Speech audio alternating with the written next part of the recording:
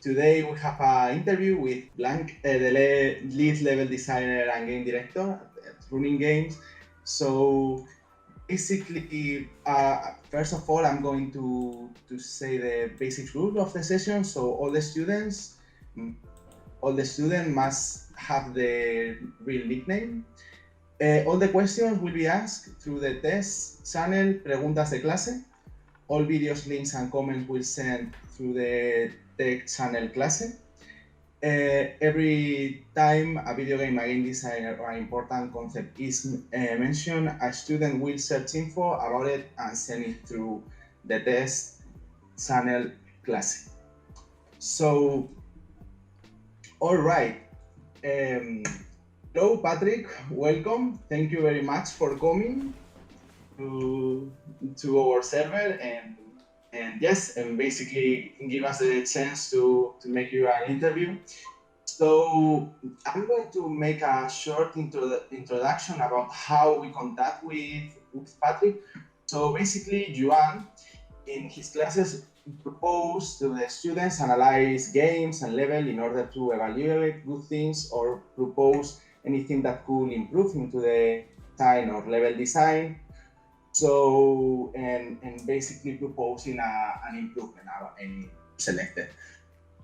So when Joan reviewed the Alex work about the construction and the analysis of Hob, the game that Alex took, and Patrick was the level designer in that game, Joan that is basically encouraged to Alex to send to Patrick the analysis, and since then Patrick and Alex start talking.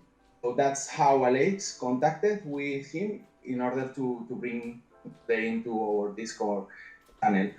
Alex also made a presentation in the Discord channel about this work, and Patrick now is the 7th person interview. And yes, the channel growing, so I'm pretty happy to have today here to Patrick Blanc and welcome. So Patrick, can you introduce yourself a little bit? Yes. Hi everybody. Thank you for having me. I really appreciate it. It's exciting to be able to kind of look back in time and talk to everyone where I once was. And wondering how all this worked and how I was going to proceed with my career. So I think what you guys have set up here is pretty great, and it's a really great opportunity for all of you that not a lot of people have, but it's certainly something that I think hearing from people doing this for a living is really important, and you'll get a lot of insights I don't think you would get otherwise. So. Thank you for letting me be a part of it. So, my name is Patrick Blanc. I've been in the industry for about 17 years now, which means I'm old. My current title is I am co-founder and co-creative director and lead level designer of Monster Squad Games. We are a studio that started in early 2018. Sadly, once we shipped Hob at the end of that year, 2017, there was some things happening at the publisher, and we were one of 3 studios that were shut down because of that. So 4 of us, the leadership team, decided we want to continue on. So we started this new studio where we are currently now 9 people working on a new project. So that's how we started at Monster Squad, and obviously we're here today. I think like Hob's a big part of why I'm here today. So I'll just really quickly kind of recap how I started and how I got to Runic. I started out a long time ago. Well, I think there's some questions on it earlier. Sorry, I'm rambling. But anyways, I was at Runic Games for about 10 years. at the very beginning of TorchLight, where I was lead level designer in TorchLight 1, TorchLight 2, and then on Hob, I was lead level designer and game director. And that's kind of the history from Runic till now. And what about your studies, Patrick? What did you study to end up in the games industry? Well, I think this might be really disappointing to many of you, but I did go to art school. I went to art college, the Art of Pittsburgh. And there I just kind of studied graphic design, the Art Institute of Pittsburgh. And I decided that wasn't for me, so I left. And then I went to college, Kendall College of Art and Design, where I studied fine arts. And then I decided that wasn't for me. A lot of this was, I drew a lot growing up and I got into painting. And then I got to art school and I saw kids who had real talent and it scared me. And that was also around the same time where I discovered modding tools, and I've been a gamer my whole life, so I thought, hey, let me give this a shot. So this is kind of counter to what you guys are doing now and the opportunities you have now that I didn't have back then, but I basically moved back into my parents' basement and self-taught myself through mod tools, and that eventually led me to get my foot in the door. So yeah, I didn't have the resources and everything that was available these days. So I think you're all in a unique opportunity to have that and to have that support group and your teachers and to have opportunities like this, what you're doing with these level design talks. So that's the short end of my education as related to industry work. Oh, it's amazing that you got in self-taught. Could you tell us that when you interview a level design candidate, what kind of skills do you seek for your team? Yeah, well, we do a few different things. We kind of, these days, we break up our interviews. So depending on the person, it first depends on their level of experience, what they have worked on, what they haven't worked on, and how that applies to what we're doing. I personally am not a big fan of level design tests if somebody's already very experienced, because I believe the games they shipped are their tests, and if you're talking to them, it's because you already like them and you like their work. However, if it's somebody with less experience and is a little more new, then we usually do throw kind of a test at them, especially if it's a genre they haven't worked in before. We want to see how they adapt. And then there's a big thing for us these days, because we like to keep our studios small, which is a culture fit. So we kind of talk to the person and just kind of try to read their personality and how they work with a team, how they like to work, and see if that's a good fit for the people on our team. Because you'll find as you guys go through and get into the industry and change companies, it's very different depending on where you go. It's very different between the smaller studios and the larger, more corporate studios, indie studios. And so for us, we like to hire people that can wear many hats, and that can jump around and fill in where things are needed. So it's kind of a balance between you're a jack of all trades, but a master of one or a master of none. You'll find that definitely for me in my career, I love doing level design. I never want to stop doing level design, but I've branched out with game director and creative director while also doing that. I've also made art when needed. I'm not good at it, but sometimes with a small team, you need to jump in and be able to do things. I've made shaders in the past. I don't really do that now. But we like people that are at least open and willing to learning different things, so that they can fit into the team, because that's kind of how we are.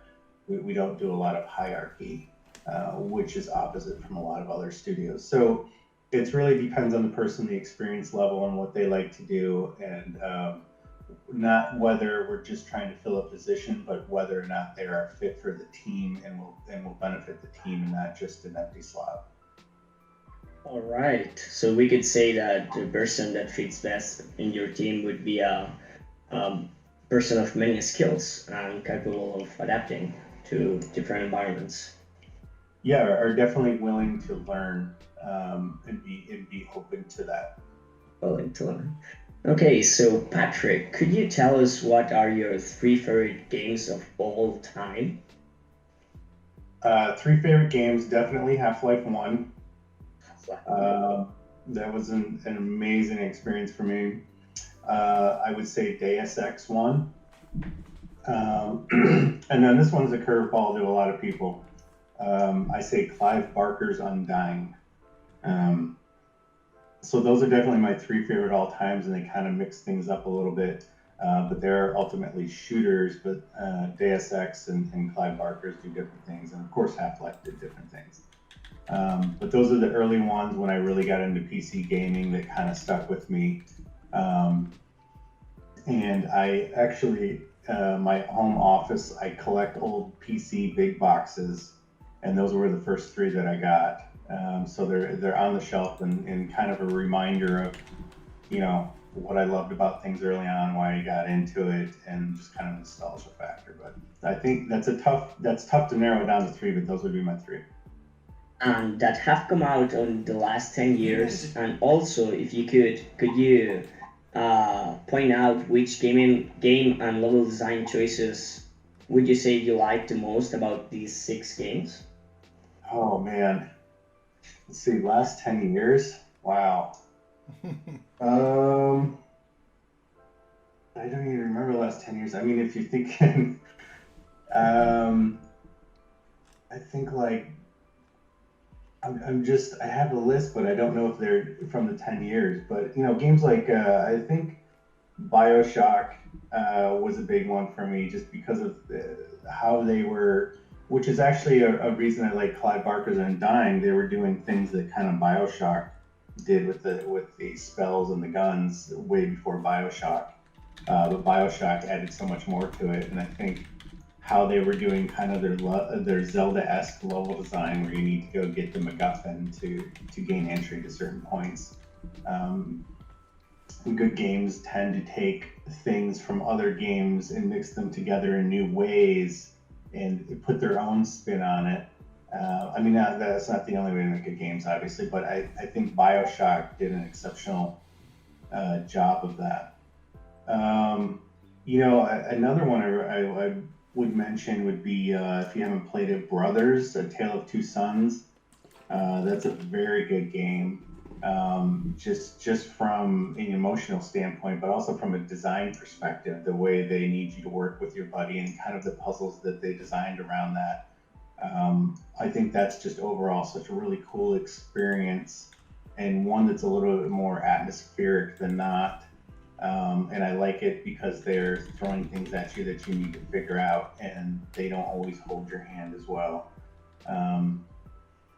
Let's see, I am a big fan of the Darksiders games which have come out, because again, I think they put a new spin on the Zelda games, where they're a little more hardcore, but they throw a lot of puzzles and environmental puzzles at you as well. But also give you the freedom with the combat to do interesting things.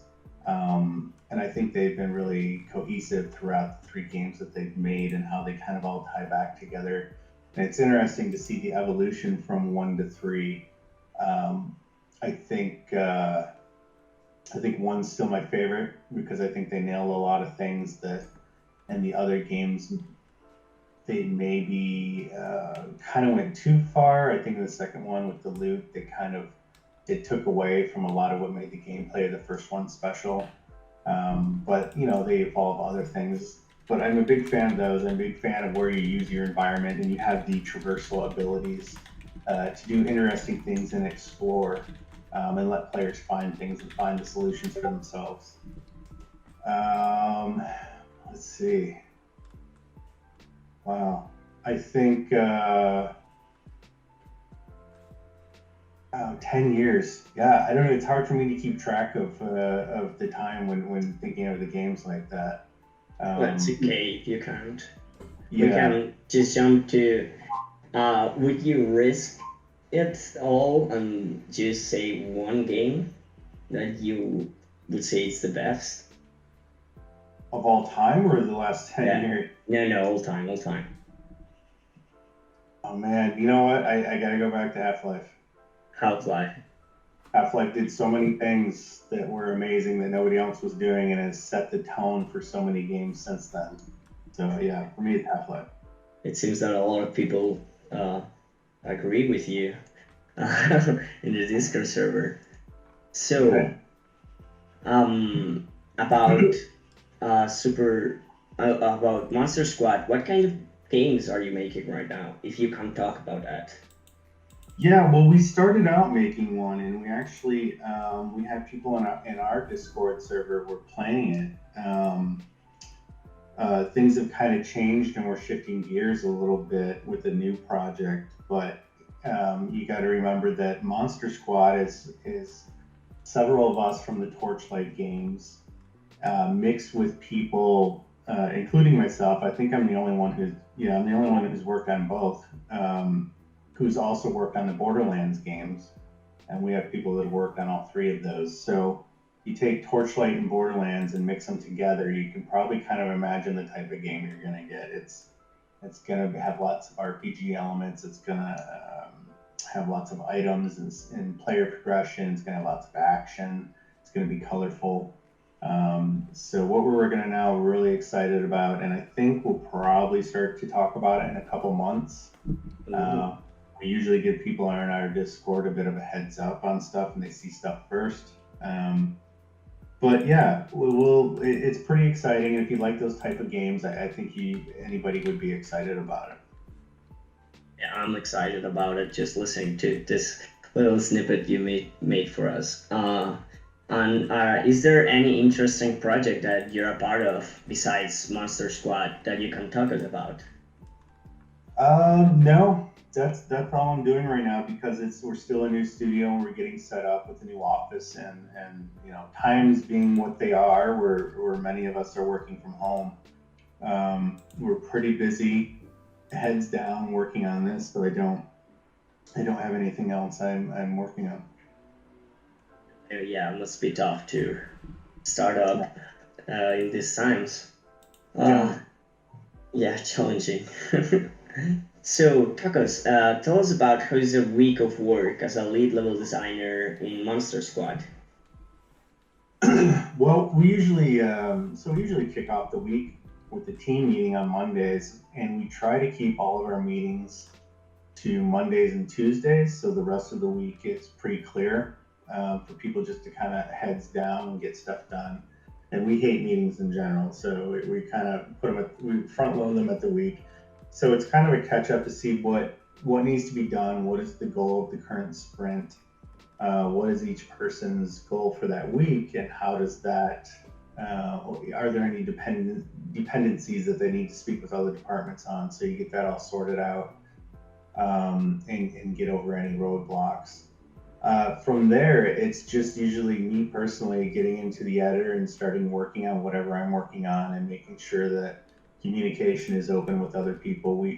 This might change in the new office, but typically we've had open offices. And again, with small teams, it's easy just to turn around and talk to somebody. And so the communication in the room, everybody can hear what's going on for better or worse, depending on the times. But it's pretty easy to kind of hear what's going on and know if you're needed for something. But then everybody just kind of gets to work. We're very we're not big on documentation.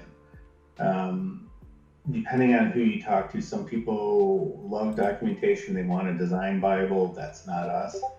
We're very much, hey, let's talk about it, and then let's just do it. Let's get it in the game, prototype it as soon as possible to see if it works.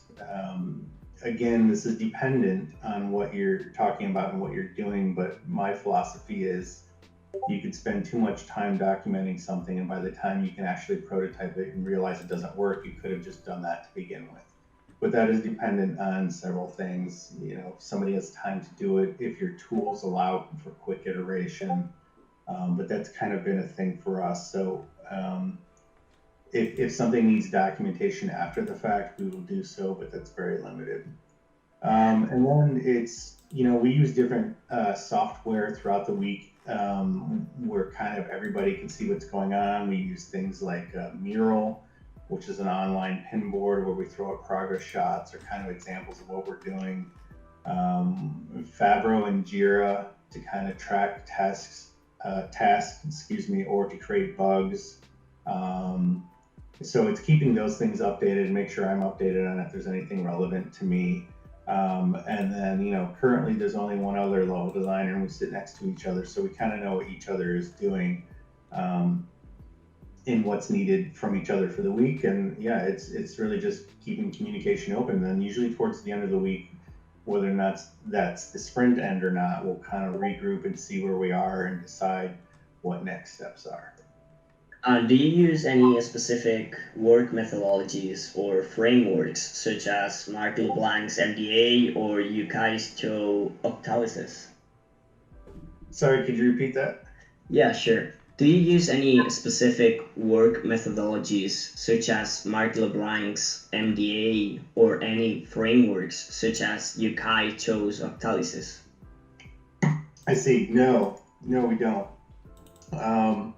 We are very, again, the four of us, the leadership team, we've worked together for a long time, so we know each other and we know how we like to work. And I think it's kind of, we keep things open and let things flow depending on, you get thrown a lot of punches during this and you have to adapt. And we've tried several things in the past, even from Runic Games, and realized that it doesn't work for every situation for us. It may for others.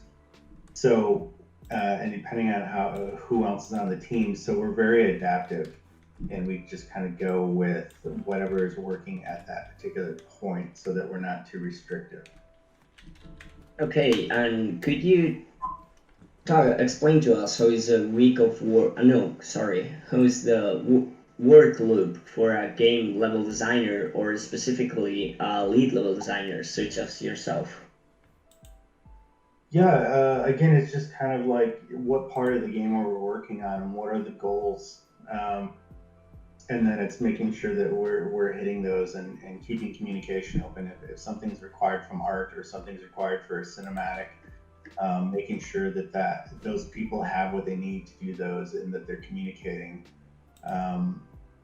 So it's really just kind of, what's the word? Being in between for different departments to make sure everything's coordinated and hitting for that particular goal. So it does change. I'm still very much, I do as much level design as I can, which is a lot, just as much as anybody else.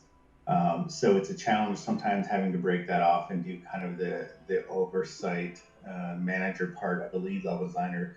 Thankfully, again, small team, it doesn't take too much away as opposed to some of the bigger projects I've worked on. But yeah, you're just kind of a conductor, making sure all the lanes are clear for everybody to get through and work together. So would you say that your work as lead level designer is more management focused than creativity focused? It's both. It's still very much both. I've been thankful, also as kind of like co-creative director or game director at times too. You're doing multiple jobs at once, so you're seeing how they all fit together. So it's still very creative. I like to involve the other level designers as much as possible, not only just to take some of that off of my shoulders, but I don't like being the guy that makes all the decisions and decides everything. I want us to do that as a team, and to come up with those goals as a team. So it's thankfully in Runic and in Monster Squad, the environment is such that it's still very, very, very creative. And we kind of trust people in each department to be creative and make up their own processes as long as it fits the overall arcing goal. Would you say you miss something a lot about working just as a level designer? You mean, sorry, say something about working as just a level designer? I don't know. You said that you are the in-between between the departments. Do you miss just being one more, or do you like more being the in-between, the role you have right now as a creative director? That's tough. It honestly depends on the that particular snapshot of the game, but yeah, I love level design. I've always loved level design, especially when you just put your headphones on, zone out, and be creative. So that's still most of my time. That's the majority of my time over everything else. Um, and I think that's something that's important for me, that I always keep that because I love it so much. So in Monster Squad we have another designer programmer, John. He and I have decided that we're both going to be co-creative directors, because it is a big job, especially for a game like we're working on now, and we both like to work, and so it's easier if we share that, and then we can still spend as much time on our disciplines as possible. Great. Do you have any tips or advice for those here that want to pursue a career in game design? And are there any things that you wish to have known before starting to work as a level designer? Oh man, I could write a book about that. I think, you know what? If it's something you truly love, which it should be, they used to have in job descriptions. I haven't seen them for a while, but it said must have an absolute passion for video games. Um, that's true. Um, I think there's a lot you guys are going to hear from people like myself and your teacher about what it's like. I think there's a lot more you're not going to hear until you're actually doing it, and that's part of what will make you who you are. You'll figure out what's going on. You'll think of things one way, but you'll learn other ways to do it. You'll be surrounded by other people who have been doing things for a long time and have different thoughts and methodologies on how to do things. And I think for you need to just be a sponge and absorb all of that and process it and figure out what works for you. So I think my advice is to stick with it. Try to always be creative outside the box. For level designers in particular, get people to play your levels early and often. Like I think there's a lot of people like, well, they don't want to show their level until it's perfect to them. But I think that's a disservice to us. If you're not passing your controller over to somebody at least once a day and saying, give me your thoughts on this, I think that's a mistake. And I think it's better to show your work early so that you get some basic feedback early. As level designers, we tend to, at a certain point, get blinders on. So then when we do see somebody play testing a level and they don't go the way we thought they were going to go, we get upset. But that's just kind of the tunnel vision. So not going down that route for too long before seeing what effect it has on people can be a disservice. Another big thing, learn how to translate the feedback you get. Take as much feedback as possible. You're gonna get some bad feedback too, but that's okay. You gotta learn to translate what they're actually saying. Somebody might say, hey, I don't like this and I don't like this. And you might think it's about one thing, but you've got to understand and what it's really about. Is it because of the way this is angled? Is it really just they don't like this jump? So that's a tricky part, and that takes a while to figure out. But just kind of absorb information and analyze it, because that can really help you out. Look at the industry and look at what games you like and the levels you like and why do you like them. What's it doing for you, and how do you apply that to your own levels, and how do you put your own twist on things? That goes back to just trying to be creative out of the box, and just be open to things. Level design is such a big thing, and it's what everybody experiences, and it's not just laying things out. Lots of things go into it. Audio go into it. Lighting goes into it. For us, we're a little bit old school, where myself and the other level designer, we do everything ourselves. Where you'll get into some of the newer studios and bigger studios where they break down level design into several different types of level design. Some people just gray box, some people just script, some people just do combat. We do everything, and even art passes, and then the art team will have a final art pass, and they have a say on that. But I think just be open to, as I was talking about earlier, wearing many hats. You should at least try and explore to do all these different disciplines that relate to level design, even if in the end you decide you're fit to do just this or that. At least have the knowledge and the experience of trying that. So there's a lot there, and just keep making levels and keep trying different things, and learn how to take feedback and apply it.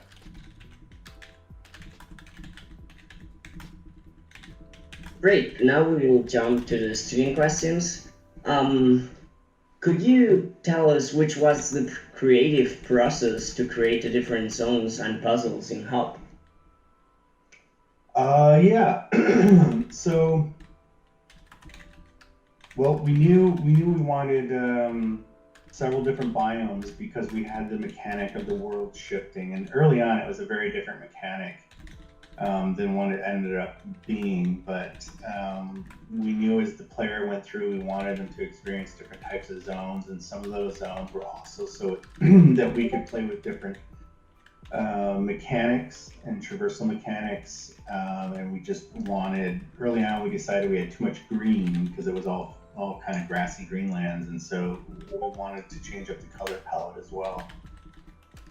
So we were kind of plotting out how those went through, how we wanted to reveal areas to people, and what purpose each area had, and how to tie it back to the underlying, sorry, there may be spoilers here, of how the world is tied together and how the world transforms and why.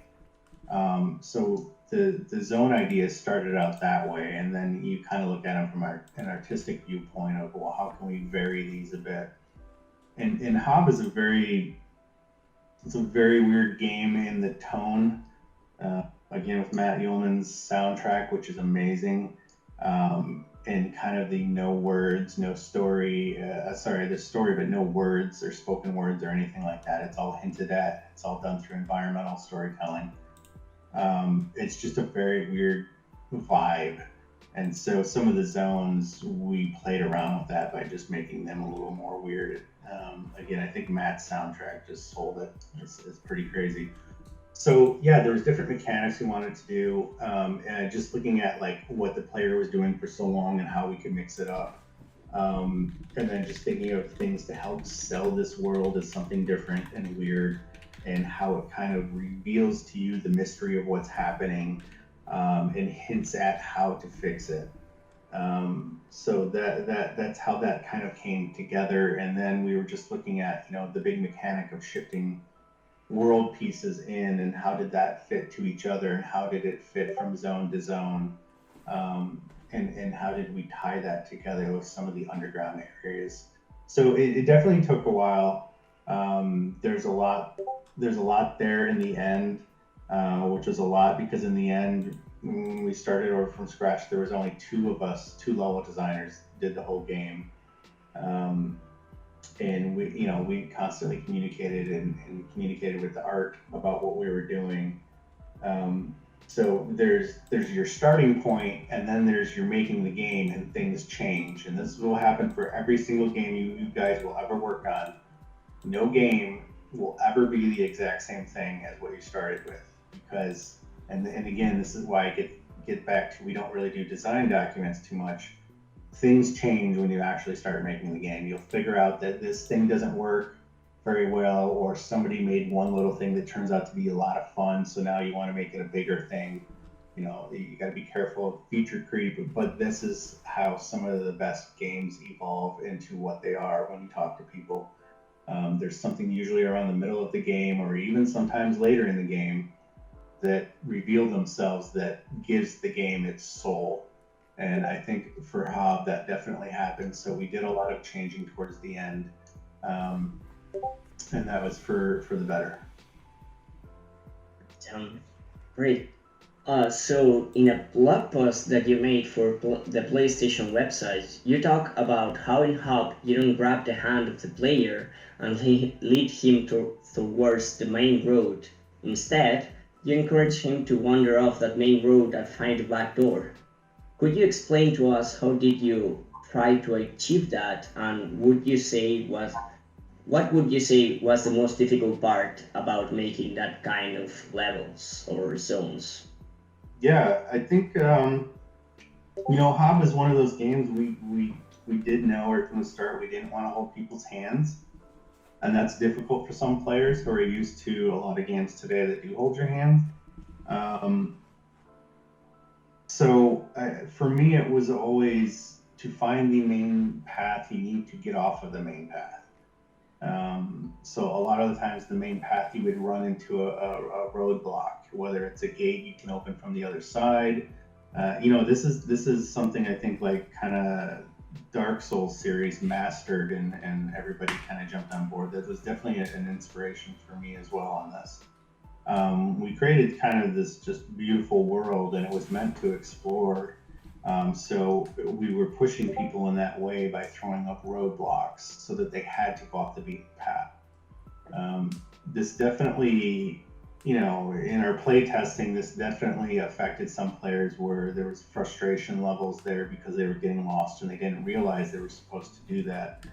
I think like for people to play these types of games, they kind of already have that mentality, but if somebody's new to this, they kind of have to painfully sometimes figure that out. So there's a lot of things in the game. Hob is just about vague things. And we let the player discover them in weird ways, and sometimes you get it, sometimes you don't.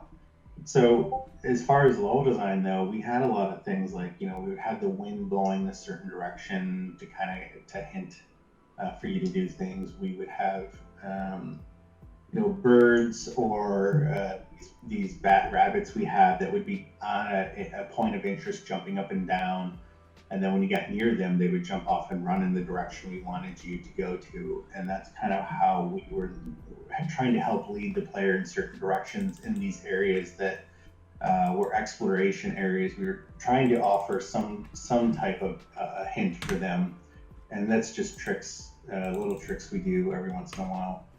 I think like there's the biggest thing I think, which is tough to deal with in a game like this, is because if people don't see those and don't know where to go, there's definitely people start to backtrack, and they can backtrack a long ways, and then they just get frustrated and the experience isn't fun.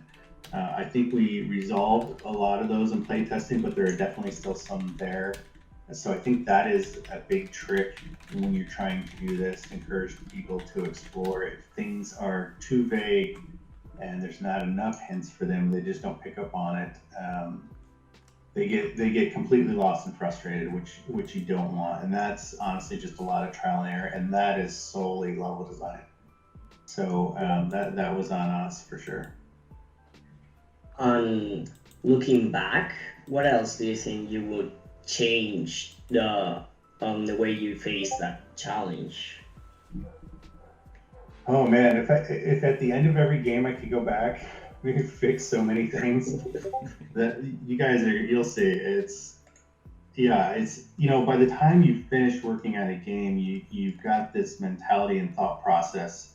You figured things out, and you've hit your stride, which is the odd thing. You always hit your stride when you're done with the game, which is great if you're then doing DLC or whatnot. But looking back on the games, there's a lot of points where I watch streamers and I kind of cringe, like, oh, I would totally do this different now, So I think it probably would have made it a little more clear in areas what to do. Tried to find some more hints. I think we made a lot of the jumping stuff kind of brutal, and I don't know. It's definitely a weird game. It's not a perfect game by any means. There's a lot of issues, but it is a very special game to us that worked on it, because we did something we wanted to do, and we kind of went against the grain in a lot of ways. And I think for the people who that struck a chord with, it's kind of a magical experience. And so I'm okay with a lot of the decisions we made. But yeah, it's just like, oh, I'd love to go back in there and do like another polish post pass on it. But I think ultimately I'm okay with a lot of the stuff we did. All right, that's really insightful. Okay, so in Hob, although although the narrative is minimalistic, it exists and it's very important. How do you link narrative, level design, and game mechanics? It's a lot of trial and error, for sure. We play tested it a lot. We got mixed results back from people some people got, I think there's a lot of things people got the gist of, but they didn't fully understand. And there's things like we had the story rooms where you could sit down and there was kind of like a glowing animation sequence that would happen that explains the backstory up to that point. Some people got it, some people didn't. There's a lot of theories about what they meant, which is always fun to read. And again, that just goes with the tone of Hob. We didn't want things to be so clear. We wanted people to be constantly asking questions and talking with other people and throwing theories out there. And I think we definitely succeeded in that. I think it was for Hob, it's all visual language. We use certain patterns and symbols at different parts in the world. And you can also notice them with when you use teleporters, they have, water area has this symbol and forest has this symbol, so that we were hoping people would start to put those together. I think when like, a lot of people, you don't realize it when you're playing it, but the whole beginning of the game, when the robot, who internally we called Jeeves, kind of opens the door for you and lets you out into this world, and kind of leads you through what the purpose of that was to show you everything that Jeeves was doing you would be able to do very shortly. So we showed him opening gates, we showed him cutting bushes, punching walls, punching ruins to move them. It was kind of meant to be a preview so that, again, spoilers, shortly after, when you have that, when you're attacked and you wake up with a glove, you can kind of feel that connection, and now like, oh, now I can do these things, and this is a tool I can use. And it was also about sacrifice. Jeeves kind of sacrificed a part of him for you, and now you potentially can choose to sacrifice things to help the world. And so that was kind of the run through of it. That things are broken, you need to fix it, and sacrifices need to be made. And depending on how you chose to do the ending, that kind of played out full circle or not. I mean, it did one way or another. So yeah, it's a lot of back and forth and seeing how we can insert narrative aspects there that kind of help sell that. And again, I think some people got it and loved it, and some people didn't. So you never know. Man, I must say that when I woke up and saw that I had the robot arm, that moment was really impactful for me when I was playing the game. I was like, oh my god, did he really just do that? Oh my god. That's good to hear. Yeah, the scene right before that, we pushed for that. We pushed for that to be brutal. And a lot of people, it's funny watching people play it on stream, and they're watching, they don't expect that, and then it just happens out of nowhere. People kind of gasp at it, and it's like, that's exactly what we wanted. So that's great. Nice. And linking this to the last question we will do before jumping to preguntas de clase questions. To which extent does the narrative in a game condition the game design or level design? Yeah, it depends. I think like for us, the games we make, we are gameplay first. In TorchLight, the narrative was very, it was just kind of here you go, here's what's going on. It didn't really affect gameplay. For Hob, it was still gameplay first, but there was a little bit more back and forth because we are gameplay. That I think that'll always be for us, gameplay first, and narrative kind of supports that. But it's interesting, you know, you look at the opposite. You look at Naughty Dog games, and they're very clearly narrative first, and the gameplay supports that narrative. Whereas, you know, obviously, like, you know, most action games, it's the gameplay first and then the narrative supports that. And some do a pretty good job of supporting each other back and forth. But it depends on the type of game you want to make. And for Hob, we knew we wanted to do these different abilities and traversal mechanics. Yeah, in starting out early on, it was kind of a joke that, like, well, let's make a game with no words. It'll be easy. And turns out it's actually more difficult. But I think for us, we knew we always wanted that vague story, and we wanted to hint at things, and that was a different challenge we wanted to take on. But yeah, I would still say that it's the levels, or the story is built around the levels more than the levels are built around the story in a way, because we started out with mechanics before we really fleshed out the story. And at a certain point, they just kind of melded together. And we were kind of just making sure they worked in unison. But it depends on what you're making. It'll change from game to game sometimes, but it's a fun challenge. Great. So now we will jump to the preguntas de clase questions. You can read them yourself. Oh, I see. Okay. Well, if you feel comfortable, I don't mind reading them out loud. Yeah. All right. So let's start. Number 1, which was the creative process to create the different zones and puzzle and Hob? No. Wait. Yeah. Sorry. Okay. So we have in the server, we have a channel, preguntas de clase, and there in this channel, almost all the students are asking questions to you, just writing them down. Did you see this channel, preguntas de clase, with a little hand? Exactly, the one with the hand. Raised. Okay. One hand raised. Oh, I see. Okay. Yep, I got him. Yeah, perfect. Okay. If you take a look to this channel, you will see a lot of questions. You feel free to answer only the only ones that you think that are really interesting, because we don't want to steal you many time, you know. I'm afraid to butcher anybody's name. Juan, is that right? Let's see who. Juan, yeah. Juan, I am Juan. Okay. So, what kind of modding tools do you use in your early days as a level designer? Blah blah blah. Yeah. Okay. So, back then, and actually, the first ones I used was for Quake 3. That was like, I think it was GTK Radiant, and I was learning that because at the time, Return to Castle Wolfenstein was coming out, and they were going to have modding tools, so I did that.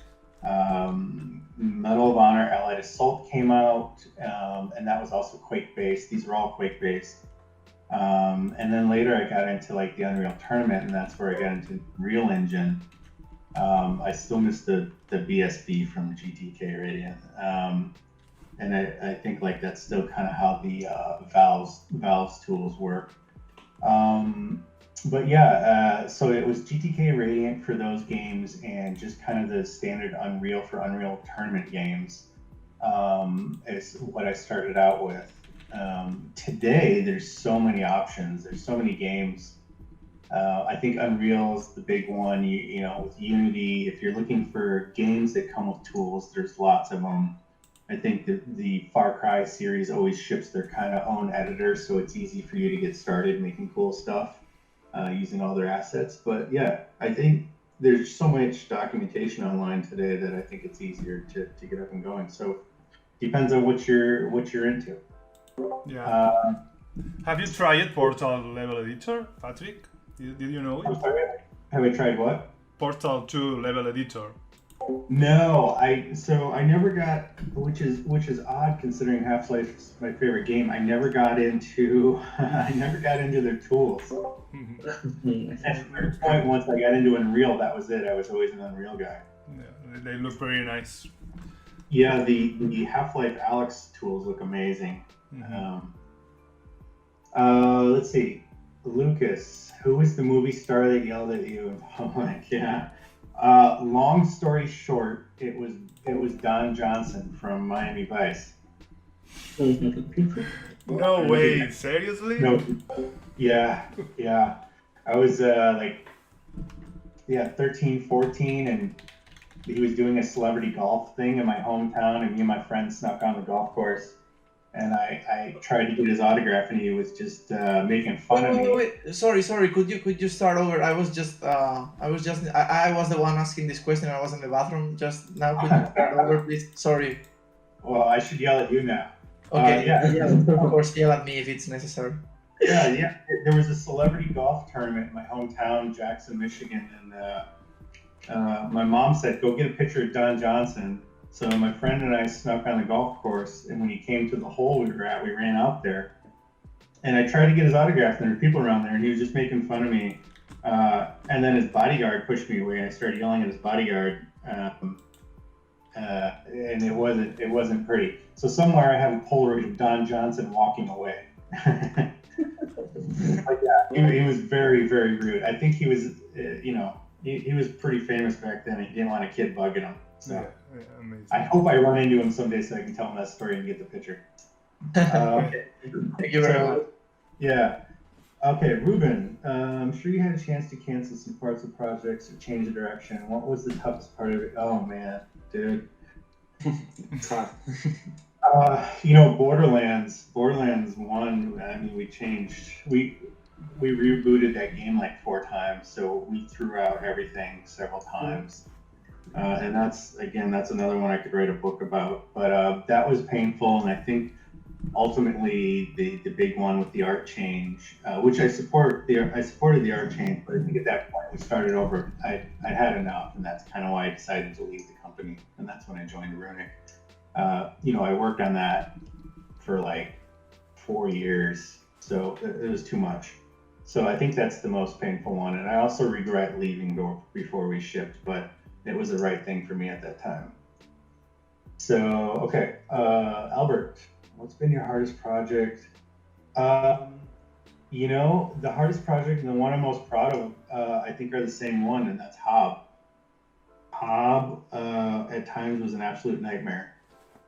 For many reasons. It was a very difficult game, and it came out of a project that we canceled after TorchLight, and it didn't have a direction for a long time.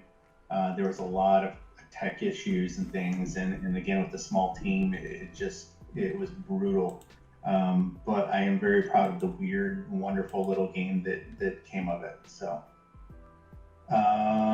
Lucas, what is your favorite level editor? It's definitely Unreal. I love Unreal. Unreal 4 is amazing. I think the Unreal series just spoils level designers with all the tools and functionality that we have. I'm a fan of anything that allows you to quickly iterate and jump in and out of the game, which Unreal does so. And all the previewing you can do in real time, everything.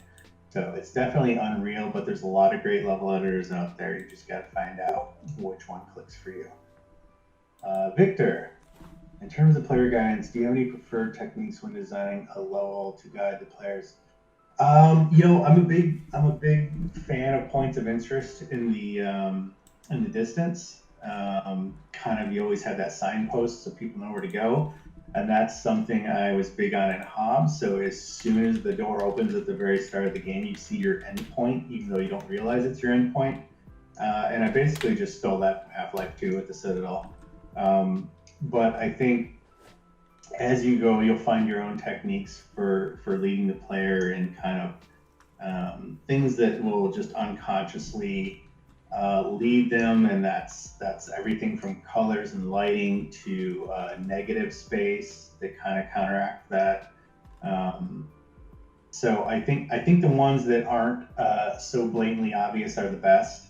And again, that's just kind of trial and error, and depends on the game you're making and how much you have over the say of decoration and lighting and things like that.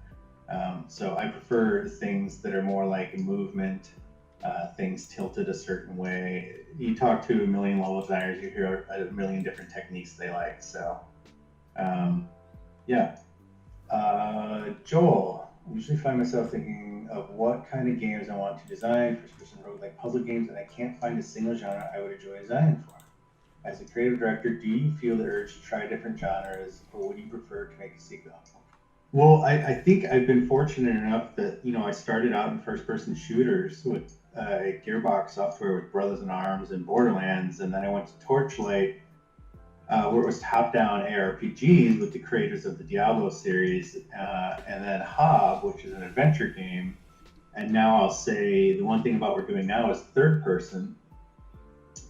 So it's definitely for me always been action oriented. I think I have a hard time getting into like RTSs. I think RTSs are amazing and I love watching them, but I can't do it because there's too much micromanagement for me personally. Roguelikes are kind of hit and miss for me. I like playing puzzle games. I hate designing them because I'm not very good at puzzles. So I think I don't know. I'm open to doing the different genre stuff. You know, at the end of TorchLight 2, the canceled project I mentioned earlier, we started a game that was a mix of space combat, and then you would land on planets and other spaceships, and it was XCOM. And so we were mixing genres there, and it was very cool, and I was very excited. But ultimately, you know, it got canceled for reasons. So I think I'm open to that type of stuff, but I don't think there's I have my dream games I would like to make, but I don't think there's a particular genre that I haven't done that I'm dying to do yet. You've just got to find out what type of creative process do you like, and what type of things do you want to design, and go from there. It's a challenge. In your career, you're not, every game you work on won't be one that you are in love with, probably. But they're always all good experiences to have under your belt. David, in TorchLight 2, you created randomized level chunks. How did you limit the randomness per se of these chunks so it wouldn't really count? Well, all of those chunks were handcrafted, so they're just mini levels we made, and we made randomized portions of them, and then they kind of all stitched together. So it was a lot of fun. It was challenging to come up with so many different varieties for those chunks, but after a while it did get really repetitive in terms of level design. There's only so many things you can do on a small chunk. I think it was a balance. I think a lot of people didn't even know TorchLight 2 was randomized because it was such a huge game. You wouldn't see the area change until you started over or joined someone else's online game. And I think, like, for us, that's kind of something we evaluated. But nobody knew. The other successful part is when you looked at TorchLight 2, you can't tell it's randomized because it's all handcrafted and the way it goes together. It's a beautiful game. I still think it's gorgeous. But we did have some tools that allowed us to control some of the randomness of how random we could get things. Just kind of custom tools we made, which, you know, if you like random levels, you'll love what we're working on now. So I'll just say that. Clara, in your lead role, what is the biggest challenge when you managing and taking care of a team? Okay, what would you recommend to people interested in lead product? So, yeah, this is a good one. I think the biggest challenge is managing people, personalities, making sure everybody's always on the same page. You're the one in charge of making sure you're hitting the goals for level design to support the game. You're doing what needs to be done within those bounds, but you've also got to make sure you give people enough freedom so that they enjoy the job. So as long as people are hitting the points that need to be hit, but they have room to explore and how to accomplish that, that's a big thing. You need to create a supportive atmosphere for that. something I kind of struggled with early on when I started to be a lead. You need to also ask yourself why you want to be a lead. Make sure it is because you enjoy that challenge and that you're not just chasing a title or anything like that. Because it can be very, very challenging and stressful. Because you're responsible for a lot of different people and you have to answer for that. And you have to keep everybody on track. But if that's something that really interests you, then it can be very rewarding too. Books or methodologies to take into account. This is one of those things that you just kind of gotta jump into, evaluate the leads that you've had and what you think was positive or negative about that. And always remember, keep in mind what it's like to be the person under the lead and what sort of things you're hoping for or you like or don't like, and make sure that you are leading your team the way you would want to be led. And I think that's the key aspect of it. I don't have any particular books or methodologies. Well, actually, I will throw out one book that is just good for anybody in a management role. Now, I will give the disclaimer that my understanding is that the people who wrote this book, it might not actually work that way where they are. However, what is in the book is wonderful, a wonderful methodology on how to lead a team, and that is the book Pixar Inc. I think, hang on, they have a, I'm just trying to find the name for you there. It's called Creativity Inc. and it's about Pixar and the leadership team there. Again, Pixar has a lot of problems internally, but the book and the methodologies they explain about keeping things open and less hierarchy, I think is a good read for anybody who wants to be in a lead role. Can I keep going, or are you guys cut? Hold on a second, please. So, are you okay in these last questions, or you want to close the session? I can keep going. Yeah? You are okay with that? Yeah. Thank you very much. Okay. All right. Paul? Paul. Okay. Okay. In terms of level design, how to ensure that the player follows the design path to solve puzzles or challenges you have designed? Could you recommend some books that help you?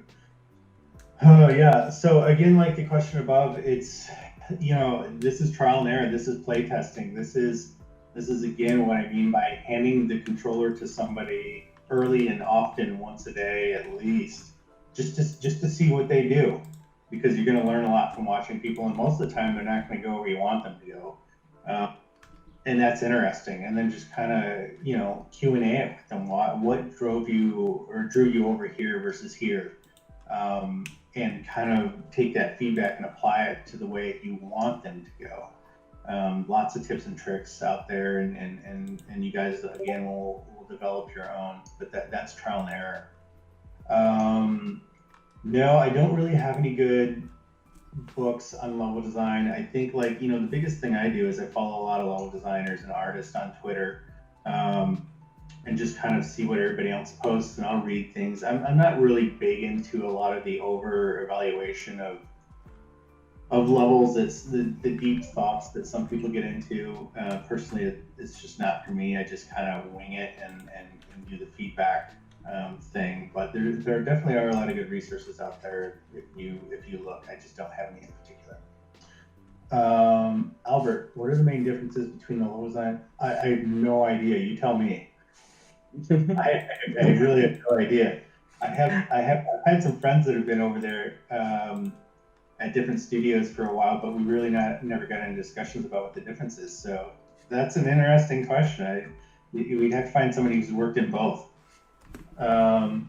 Joel, do you consider the classic rock puzzle where all the players does is moving rocks around slows down the gameplay? Oh, okay.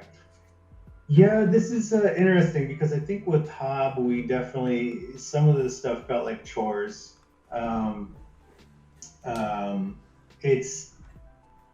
This is a challenge. I think if you have, if you can sit back and kind of judge something, and then you figure it out, and then it's the process of doing it. And the process of doing it is fun, so that it won't feel like a chore. This is where you kind of want to throw punches at the player. You know, if you need to move a rock and they get halfway, throw up another barrier, or throw up an enemy, or do something fun. Or, you know, in Hob we kind of solved some of this by once you got the punch ability in your glove, you could wind up and punch the blocks and they would slide a lot further, because we were very aware of this. So I think, like, if you can see when you're solving a puzzle, you can see the prize. And so as you're pushing, you know, the boulder, for lack of a better term, near it, you're building up that anticipation, and then they really want that prize. It's great. I think a lot of the times when you don't know what you're doing, you're just doing this to see what happens. That's where it can feel like a chore. Okay, Daniela, what's your biggest frustration as a level designer? Some industries of video games ask this question. You like to work with them? Yeah, I think